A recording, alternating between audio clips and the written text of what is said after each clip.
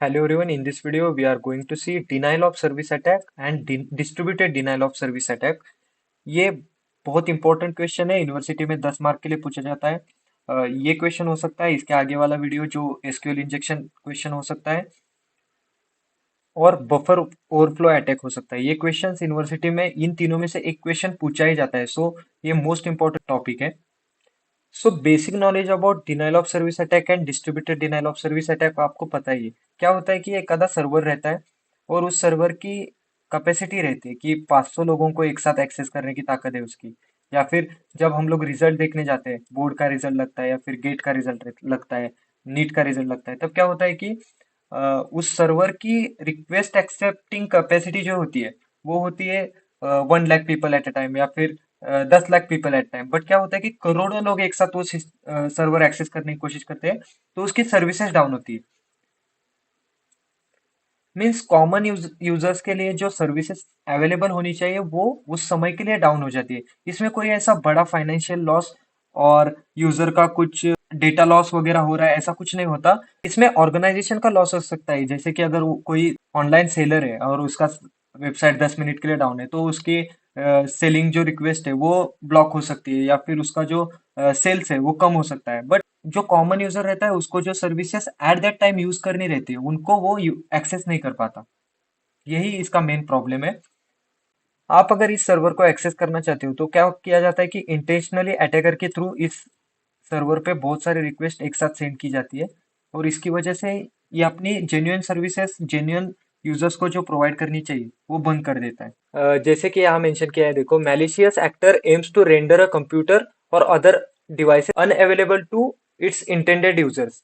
मतलब जो normal functioning होता है उसको इंटरप्ट करके जो इंटेंशनल यूजर होते हैं जिनको ये सर्विसेज यूज करने देते हैं उनको ब्लॉक किया जाता है। क्या बोला गया है कि ये साइबर अटैक डिजाइन किया गया है कि डिसेबल करना, शट डाउन करना और डिस्टर्ब द नेटवर्क, वेबसाइट और सर्विस। इनको डिस्टर्ब करने के लिए ये अटैक परफॉर्म किया जाता है। सर्विसेज को ब्लॉक करना यही मेन नेम रहता है। इससे यूजर का ज्यादा लॉस नहीं होता, सिर्फ उसका टाइम वेस्ट होता है। System to render the target useless और inaccessible for a certain period of time. बाद में ये सर्विसेज ऑटोमेटिकली रिट्रैक्ट की जाती है या फिर ऑटोमेटिकली रीवर्किंग कंडीशन में आ जाती है। बट जब आपको सच में जरूरत है तब वो सर्विसेज ब्लॉक रहेंगे तो वो यूजर का लॉस हो जाता है उसमें। तो डिनाइल ऑफ सर्विस अटैक को क्लासिफाई कैसे किया गया है? Classification of attack. First is bandwidth attack. जैसे हम लोगों ने बोला कि 500 यूजर एक साथ एक्सेस करने की कैपेसिटी या फिर 500 GB एक साथ एक्सेस करने की कैपेसिटी और उसको उसके ऊपर का डेटा ट्रांसफर स्पीड दे दिया या फिर एक साथ 5,000 लोगों ने रिक्वेस्ट भेज दी, तो ये ब्लॉक ही होने वाला है। सो इसको सर्वर की बैंडविड्थ अटैक बोल सकते हैं। कभी कभी ये इंटेंशनली हो जाता है, कभी कभी अनइंटेंशनली भी हो सकता है कि सच में सबको एक साथ अगर रिजल्ट देखना है तो सर्विसेज डाउन हो गई, सो इसको हम लोग अटैक नहीं बोल सकते। ये तो टेक्निकल इश्यू है या फिर वो सर्वर की कैपेसिटी ही नहीं कि इतने लोगों को एक साथ एक्सेस करने की, सो ये इसको हम लोग अटैक नहीं बोल सकते। Next is the logic attack. Logic attack में क्या होता है कि जो टीसीपी आईपी प्रोटोकॉल्स रहते हैं जो कंप्यूटर कनेक्शन के लिए यूज किए जाते हैं उनके थ्रू रिक्वेस्ट भेजी जाती है, उसे लॉजिक अटैक बोला जाता है। Protocol attack. प्रोटोकॉल अटैक में क्या होता है कि विक्टिम के मशीन पे प्रोटोकॉल्स इंस्टॉल किए जाते हैं कि जैसे वो सर्विसेज एक्सेस ही ना कर पाए। फॉर एग्जांपल सर्विसेज ब्लॉक का एक प्रोटोकॉल रहता है, तो वो अगर आपके सिस्टम पे लगाया गया है तो वो आप सर्विसेज यूज नहीं कर सकते हो। जैसे कि आरटीए रहता है, रिस्ट्रिक्टेड टू अडल्ट, अगर उसके टर्म्स हम लोगों ने एक्सेप्ट करके रखे तो वो बिलो 18 लोगों को वो कंटेंट एक्सेस ही नहीं हो सकता। सो उसे प्रोटोकॉल अटैक बोलते हैं। और लास्ट इज अनइंटेंशनल अटैक। जैसे मैंने बोला कि सबको एक साथ रिजल्ट देखना है या फिर सबको एक साथ सेल में सब आईफोन परचेस करना है, तो वो अनइंटेंशनल अटैक है। सब एक साथ भीड़ में उस पे गिर गए तो वो सर्वर की कैपेसिटी भी नहीं होगी, वो एक्सेस नहीं कर सकते उस सर्विसेज को, तो उसे अटैक नहीं बोल सकते हम लोग। बिकॉज ऑफ पॉपुलरिटी और requirement of this product, this type of unintentional attack can regularly perform on website. For example Flipkart हो सकता है, रिजल्ट वेबसाइट हो सकती है, Amazon हो सकता है, etcetera. Next is types of denial of service attack. हम लोगों ने यहाँ देखा कि क्लासिफाई कैसे किया जाता है अटैक को। Flood attack. फ्लड अटैक में क्या होता है कि internet control message protocol flood किया जाता है या फिर यूजर डेटाग्राम प्रोटोकॉल फ्लड किया जाता है। उसका मीनिंग क्या है? जैसे हम लोगों ने लास्ट वीडियोस में देखा कि स्पैमिंग होता है, उसमें बहुत सारे मैसेज एक साथ भेजे जाते हैं। तो इसमें क्या होता है, आईसीएमपी और एंड यूडीपी प्रोटोकॉल्स में इसका यूज करके रिक्वेस्ट भेजी जाती है सर्वर की तरफ, और उस सर्विस को रिप्लाई ही नहीं दिया जाता। मतलब जो सर्वर के साथ कनेक्शन बनाना है उसको वन वे कनेक्शन बनाया जाता है। फॉर एग्जांपल रिक्वेस्ट भेजी जा रहे, सर्वर से जो रिक्वेस्ट आ रहे एक्सेप्ट करने के लिए, उसको एक्सेप्ट ही नहीं किया जाता। सो सर्वर ब्लॉक हो जाता है सिर्फ जो सर्विसेज आ रहे हैं उनको एक्सेस करने के लिए। Next is ping of death attack.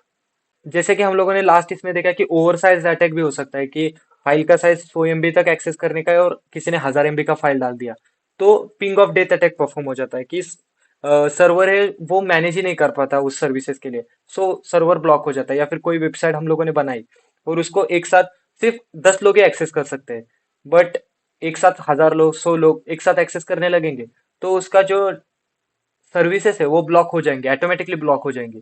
तो उसे पिंग ऑफ डेथ अटैक बोलते हैं। Next is sync attack. Sync attack हम लोग distributed denial of service attack देखने के बाद देखते हैं। So distributed denial of service attack में क्या होता है कि जो सर्वर रहता है और जो रिक्वेस्टर्स रहते हैं, मीन्स मल्टीपल यूजर्स एक साथ इस सर्वर को रिक्वेस्ट कर रहे हैं और वो अलग अलग जगह है, उनका इंटेंशन भी अलग अलग है। फॉर एग्जाम्पल यहाँ पे फ्लिपकार्ट का सेल चल रहा है, तो ये यूजर भी एक्सेस करना चाह रहा है, ये भी एक्सेस करना चाह रहा है, इसके नीचे बहुत सारे यूजर्स है वो भी एक्सेस करना चाह रहे हैं। उसे डिनाइल ऑफ सर्विस अटैक बोलते हैं, क्योंकि सर्वर पे रिक्वेस्ट आ रहे हैं और उसकी कैपेसिटी नहीं एक्सेप्ट करने की, या फिर अनइंटेंशनल है इंटेंशनल है, वो डिनाइल ऑफ सर्विस का पार्ट है। लेकिन distributed denial of service attack में क्या होता है, जो अटैकर रहता है वो एक अपनी आर्मी बना लेता है। फॉर एग्जाम्पल इस सर्वर की कैपेसिटी अगर 1 लाख मशीन को एक साथ एक्सेस करने की है, सो अटैकर क्या करता है, अपने आर्मी में लोगों को जोड़ने को चालू करता है। उसे जॉम्बी आर्मी बोला जाता है। अटैकर की जो आर्मी रहती है उसे जॉम्बी आर्मी या फिर बॉटनेट्स भी बोला जाता है, जैसे कि हम लोगों ने बॉटनेट वीडियो में देखा। तो अटैकर के पास 1 लाख कंप्यूटर तो एक साथ नहीं रहेंगे, तो अटैकर क्या करता है कि फिशिंग के थ्रू या फिर बहुत सारे वे यूज करके अपने अंडर, अपने नीचे ऐसे लोगों को लगाता है जिनको पता भी नहीं होता कि उनका सिस्टम किसी दूसरे सर्वर को रिक्वेस्ट भेज रहा है। फॉर एग्जाम्पल आपका कंप्यूटर अभी आप यूज कर रहे हो, वो किसी दूसरे अटैकर के एक्सेस के थ्रू किसी सर्वर को एक्सेस करने की ट्राई कर रहा है या फिर सर्वर को रिक्वेस्ट भेज रहा है। तो उस सर्वर को एक साथ इतने सारे रिक्वेस्ट आएंगे, तो वो सर्वर के सर्विसेज डाउन हो जाते हैं। तो अगर distributed denial of service attack के आर्मी में अगर आपका कंप्यूटर चला जाता है, तो कभी कभी ऐसा हो जाता है कि क्रिमिनल एक्टिविटी परफॉर्म होने के बाद आपका इन्वेस्टिगेशन हो सकता है। तो mostly distributed denial of service का अटैक का यूज सर्विसेज डाउन करने के लिए या फिर प्रैंक करने के लिए या फिर किसी से बदला लेने के लिए यूज किया जाता है। इसका डेफिनेशन वगैरह सब सेम है, सिर्फ जो अटैकर रहता है उसकी एक आर्मी बनाता है, उसे जॉम्बी आर्मी या फिर बॉटनेट आर्मी बोला जाता है। और distributed denial of service attack business competition को कम करने के लिए भी यूज करते हैं। जैसे कि अगर एक साथ साइमल्टेनियसली अमेजोन पे भी सेल है, फ्लिपकार्ट पे भी सेल है, तो ऐसा हो सकता है कि अमेजोन वालों ने फ्लिपकार्ट की सर्विसेज को ब्लॉक करने के लिए DDoS अटैक उन पे परफॉर्म किया, या फिर फ्लिपकार्ट वालों ने अमेजोन के ऊपर DDoS अटैक परफॉर्म कर दिया। तो इसकी वजह से क्या होता है कि अगर फ्लिपकार्ट की सर्विसेज डाउन रहेगी 10 मिनट के लिए, 15 मिनट के लिए, तो अमेजोन का फायदा हो जाएगा। उनके जो सेलर्स है या फिर यूजर्स है वो शिफ्ट हो सकते हैं। तो ऐसे अटैक्स बिजनेस प्रॉफिट के लिए यूज किए जाते हैं। यूजर का इसमें कुछ ज्यादा लॉस नहीं होता, उसका सिर्फ टाइम वेस्ट हो सकता है। और हमारा जो सिंक फ्लूड अटैक जो बचा था उसमें क्या होता है कि एवरी कंप्यूटर अगर दूसरे कंप्यूटर के साथ या फिर सर्वर के साथ कनेक्ट करना चाहता है तो वो 3 वे हैंडशेक मोड का यूज करता है। फॉर एग्जाम्पल इधर सर्वर है, यहाँ पे सर्वर है और यहाँ पे यूजर है। तो ये यूजर क्या करता है कि सिंक का रिक्वेस्ट भेजता है कि मुझे आपके साथ बात करनी है। नेक्स्ट क्या करता है, सर्वर क्या बोलता है, सिंक का मैसेज है वो मेरे पास पहुंच गया और मेरे साइड से एक्नॉलेजमेंट है, आप मुझे मैसेज भेज सकते हो। वो सिंक के साथ एक्नॉलेजमेंट भी भेज देता है। और फिर क्या होता है कि जो यूजर रहता है वो नेक्स्ट मैसेज में जिस उसको जो रिक्वेस्ट चाहिए या जो सर्विस चाहिए उसके लिए रिक्वेस्ट कर देता है, और ये कंटिन्यू होते चलते जाता है आगे। और सिंक अटैक में क्या करते हैं लोग कि मल्टीपल कंप्यूटर्स, जो हम लोगों ने डिनाइल ऑफ सर्विस में बोला, डिस्ट्रीब्यूटेड डिनाइल ऑफ सर्विस में बोला, क्या करते हैं कि सिंक का मैसेज ही भेज के छोड़ देते हैं। इस पे सिंक का मैसेज भेजा, इसके इस पे सिंक का मैसेज भेजा, सिंक का मैसेज भेज के छोड़ देते हैं। जो सर्वर से रिप्लाई आता है उसको कुछ रिप्लाई नहीं देते। तो सर्वर में भी एक टाइम मेमोरी रहती है, टाइम फ्रेम रहता है। अगर 1 मिनट के बाद, 10 सेकंड के बाद अगर रिप्लाई नहीं आया तो वो कनेक्शन रिमूव करने की कोशिश करता है। बट मोस्टली क्या होता है कि मल्टीपल रिक्वेस्ट एक साथ आने के बाद सर्वर अपना वर्किंग भूल जाता है या फिर वो क्रैश हो जाता है। सो सिंक्लूड अटैक में ये आ जाता है। और सोर्स एड्रेस स्पूपिंग मतलब क्या होता है कि जो आईपी एड्रेसेस से डेटा ट्रांसफर हो रहा है उनको चेंज किया जाता है। मतलब अगर आपके सिस्टम से डेटा ट्रांसफर हो रहा है लेकिन आईपी एड्रेस किसी और का आ रहा है, तो ऐसे अटैक सोर्स एड्रेस स्पूफिंग में किए जाते हैं। So next is defences against DOS attack and DDoS attack. तो राउटर को फिल्टर करना बहुत जरूरी होता है, क्योंकि राउटर की तरफ से ही आपके रिक्वेस्ट जाते हैं, या फिर आपका कंप्यूटर अगर ज़ॉम्बी आर्मी में ऐड हो गया है तो राउटर की वजह से ही हो सकता है, क्योंकि राउटर में ऐसे राउटिंग टेबल जो रहता है उसके पास वो मेमोरी रहती है कि आपका कंप्यूटर कब मैसेज सेंड करेगा कब नहीं करेगा। उसके रिलेटेड इंफॉर्मेशन आपके राउटर के थ्रू ही ट्रांसफर होती है। और ये एक इंटरनेट का यूज करके होने वाला अटैक है, सो इसमें राउटर का बहुत इंपॉर्टेंट रोल होता है। Next is disabling IP broadcast. Router में एक सेटिंग होता है जो ब्रॉडकास्टिंग के लिए अलाउ या फिर डिसअलाउ कर सकते हैं। अगर हम लोग ये डिसेबल करते हैं तो ICMP flood and smoke attack जो होते हैं इनको हम लोग ब्लॉक कर सकते हैं। Next is apply security patches for avoiding SYN flood attack जो होते हैं उनको अवॉइड करने के लिए जो सिक्योरिटी पैचेस है उनको ठीक करना बहुत जरूरी होता है। इसकी वजह से एक गार्ड बन जाता है डिनाइल ऑफ सर्विस अटैक से सर्वर का। Next is disabling unused services. जो सर्विसेज यूज नहीं कर रहे उनको ब्लॉक करना चाहिए। जैसे कि यूडीपी को हो सकता है, charge and service type of request जो रहते हैं उनको ब्लॉक करके रखना चाहिए। उसकी वजह से क्या होता है कि जो अननीडेड और अनयूज्ड सर्विसेज जो होते हैं उनके लिए एक्सेस या फिर उनके लिए रिक्वेस्ट आती नहीं है सर्वर पे।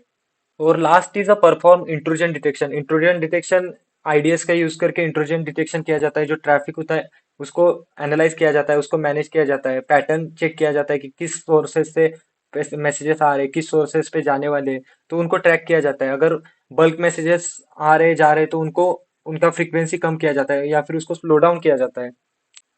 So this is most important part in your syllabus. ये एग्जाम में मोस्टली पूछा ही जाता है 10 मार्क के लिए यूनिवर्सिटी एग्जाम में, और आपके इंटरनल असेसमेंट में भी पूछा जा सकता है।